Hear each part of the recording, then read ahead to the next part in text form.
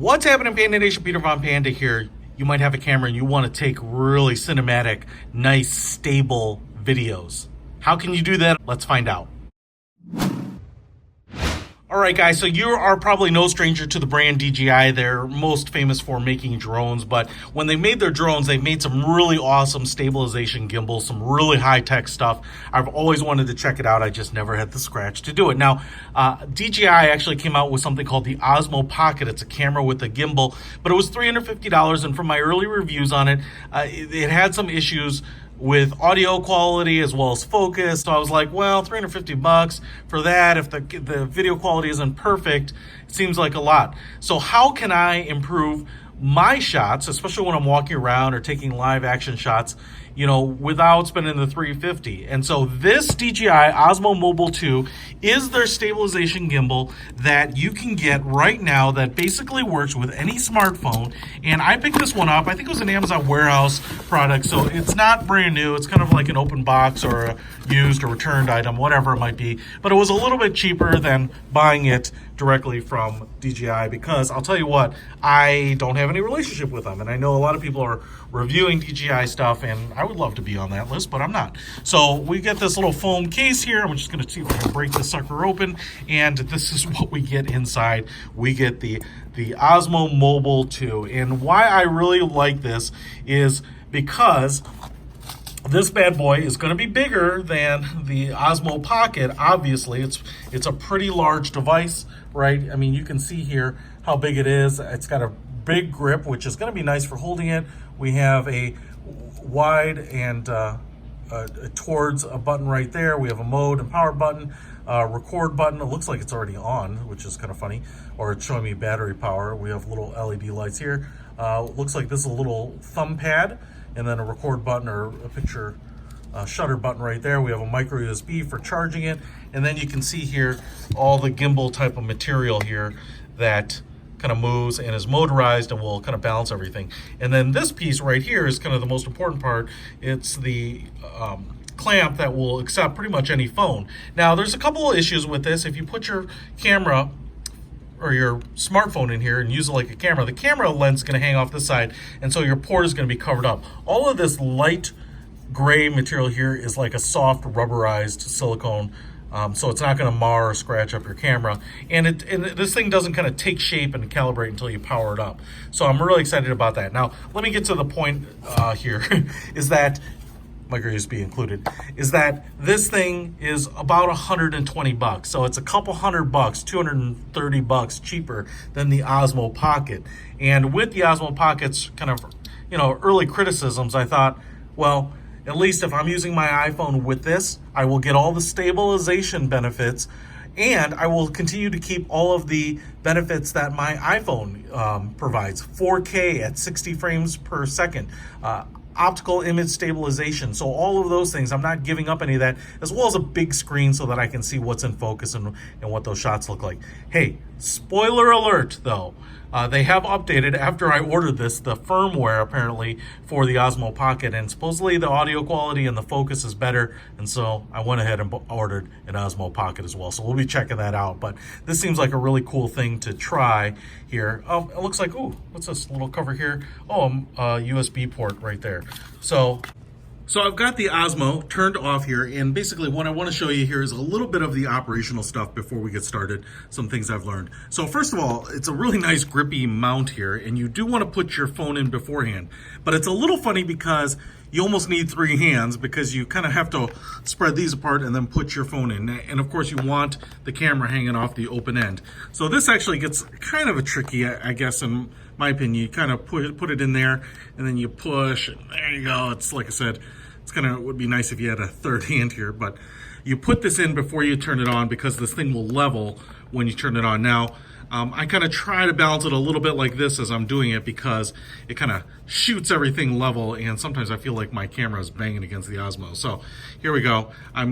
Basically, you can check the battery level by tapping it once like this, but that's not turning it on. You're going to hold it down here, and I'll let you see what happens when I hold it down here. Then it flashes and then turns on, and boom, and the Osmo goes level. So now we have that. Hey, what's up?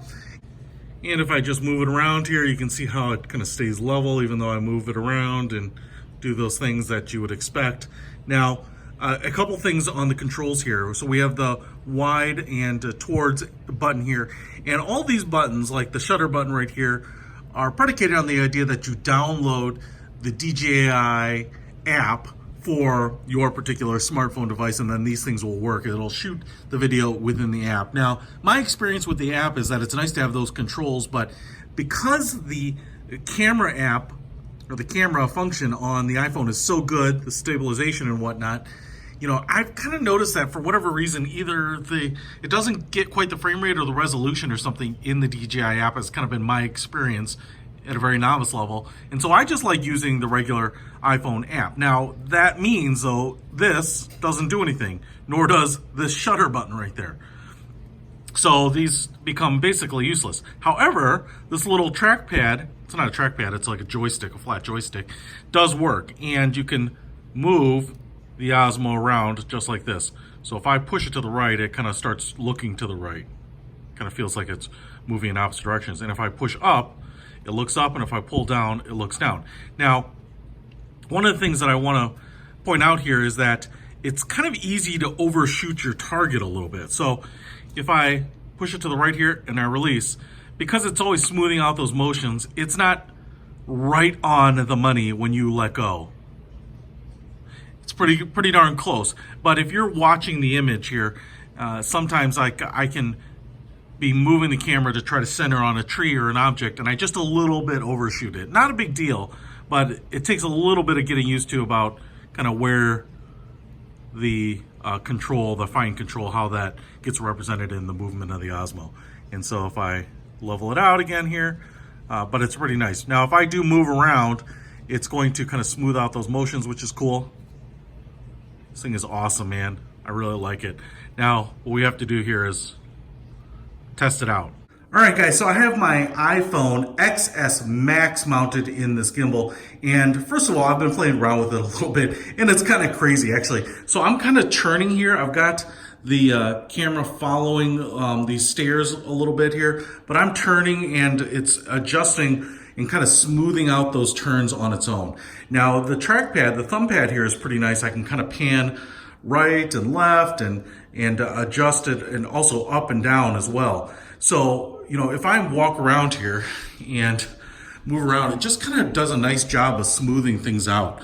So if I swing over here like this, right, pretty cool, pretty cool. Now, I'm over here at the stairs because this is always a tough shot to get, right? Walking up and down stairs, even just walking and the bouncing is something that you really kind of see in the most video. But I want to walk up these stairs. I'm not going to try to hold the gimbal steady at all, and I just want to see what this looks like as we do it, because this is a really tough shot sometimes.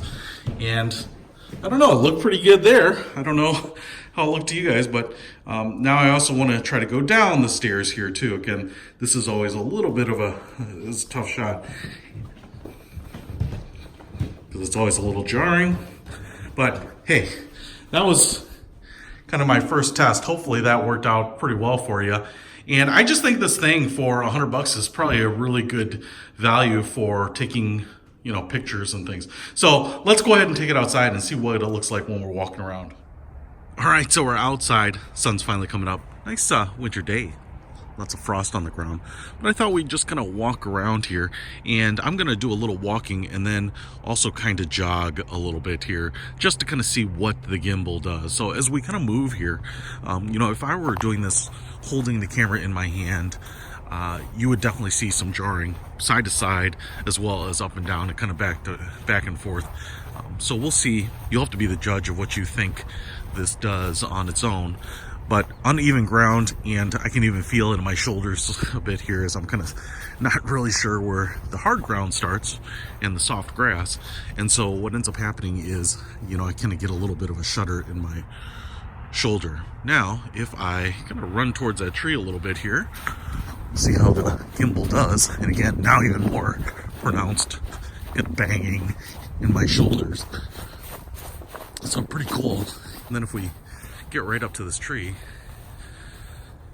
and I kind of move up and use the gimbal to move around. And in that case, when I was reaching up, what ended up happening is I definitely moved my hand like this quite a bit.